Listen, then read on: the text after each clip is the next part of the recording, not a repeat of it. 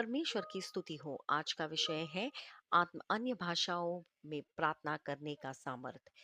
मतलब अपनी आत्मा से प्रार्थना करना। यहूदा 1:20 कहता है, परंतु हे प्रियो, अपने अति पवित्र विश्वास पर अपनी उन्नति करते हुए पवित्र आत्मा में प्रार्थना करो।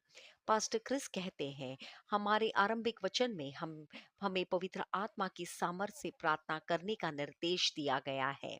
लेकिन 1 कुरिन्थियों 14:14 में पौलुस स्पष्ट करता है, क्योंकि यदि मैं भाषा में प्रार्थना करूं तो मेरी आत्मा प्रार्थना करती है, परंतु मेरी बुद्धि निष्फल रहती है। यह आत्मा से प्रार्थना करने को दर्शाता है। अन्य भाषाओं में बोलना, जिससे हम परमेश्वर के साथ गहरा आत्मिक स्तर पर जुड़ते हैं। फिर रोमियो 8:26 में पवित्र आत्मा में प्रार्थना का एक और आयाम दिखता है। वैसे ही आत्मा हमारी दुर्बलताओं में सहायता करता है। आत्मा स्वयं ऐसे करारों से हमारे ओर से विनती करता है जो कहे नहीं जा सकते। यह भाषाओं में बोलना नहीं है, यह वह समय है जब पवित्र आत्मा स्वयं अवर्णीय करारों से हमारी ओर से मध्यस्थता करता है। क्या आप ऐसे क्षण अनुभव किए हैं जब शब्द नहीं निकलते पर आत्मा कर रहा हो और गहरे श्वासों से भरा होता है? ऐसे क्षणों में पवित्र आत्मा आपके द्वारा प्रार्थना कर रहा होता है। जब ऐसे होता है तो आत्मा में शांति आने तक प्रार्थना जारी रखें। ऐसा प्रार्थना अत्यंत सामर्थ्य होती है। यह आपकी समझ से परे परिस्थितियों का समाधान करती है।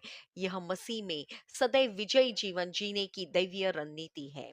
साथ ही जब आप अन्य भाषाओं में प्रार्थना करते हैं तो आप व्याख्या की वरदान मांग सकते हैं। इसका अर्थ है कि यह नहीं है कि आप क्या बोल रहे हैं उसका अनुवाद करना, बल्कि यह जानना कि आपकी आत्मा क्या प्रार्थना कर रही है।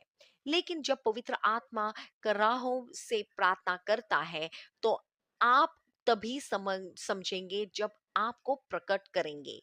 ऐसी प्रार्थना का प्रभाव अविश्वसनीय है। हम स्वर्ग की शक्ति और प्रभुत्व को पृथ्वी पर लागू करते हैं और दैवीय वास्तविकताओं को प्रकट करते हैं।